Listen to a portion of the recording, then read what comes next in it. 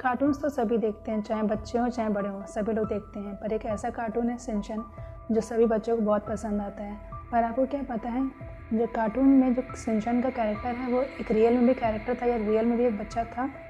जी हाँ, शिनचैन, उसकी मम्मी, उसके पापा, उसकी बहन हिमावरी, ये लोग रियल में भी थे और ये जापान में रहते थे।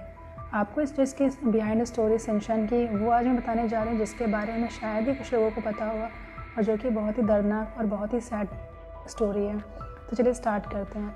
सबसे पहले मैं बता दूं कि शिनचैन उसकी फैमिली के साथ में वो लोग जापान में रहते थे। जैसे कि कार्टून में भी आपने देखा होगा, जो शिनचैन की मम्मी है मिसाई, उनको शॉपिंग करना कितना पसंद है। रियल में भी जो मिसाई थी उनको शॉपिंग करना बहुत पसंद था। एक दिन की बात है, मिसाई अपने दोनों बच्चों को, जो कि शिनचैन और हिमावरी, दोनों को लेकर के वो शॉपिंग सेंटर गई हुई थी शॉपिंग करने के लिए। तो उन्होंने शिनचैन से कह दिया कि बेटा हिमावरी छोटी है, आप उसका ख्याल रखिएगा, तब तक मैं शॉपिंग कर ले रही हूँ। अब शिनचैन भी अपनी बहन का ख्याल रख रहा था, लेकिन शिनचैन भी एक छोटा बच्चा है। अब वो उसका क्या मन किया, वो शॉपिंग सेंटर में ही, जो शॉपिंग सेंटर में वहाँ पे जो स्टोर्स में जो टॉयज़ रखे रहते हैं, जो गेम का टॉयज़ का सेक्शन होता है, वो बच्चा वहाँ पे जाके वहाँ चला गया, मतलब शिनचैन वहाँ पे चला गया। और उसके बाद में शिनचैन भी वहाँ पे टॉयज़ देखने लगा और टॉयज़ के साथ में खेलने लगा, जबकि उसको क्या करना था, अपनी बहन का ख्याल रखना था, उसको ध्यान रखना। और जो शिनचैन था वो टॉयज़ के साथ में बिज़ी हो गया। उसने बिल्कुल भी ध्यान नहीं दिया कि उसकी जो बहन हिमावरी है वो कहाँ पर है।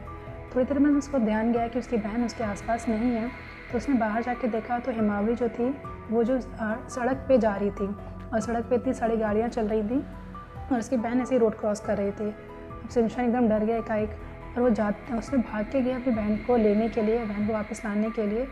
शिनचैन भी सड़क पे भागा और उसकी बहन भी जा ही रही थी। ऑन स्पॉट वहाँ पे एक गाड़ी आई और इस गाड़ी ने शिनचैन, उसकी बहन, दोनों का एक्सीडेंट कर दिया। ऑन स्पॉट दोनों की डेथ हो गई। जब माँ ने ये चीज़ देखा कि उनके दोनों बच्चों की डेथ हो चुकी है, तो वो इतना परेशान होकर सदमे में चली गई और उसके बाद कुछ टाइम तक वो सदमे में ही रहीं।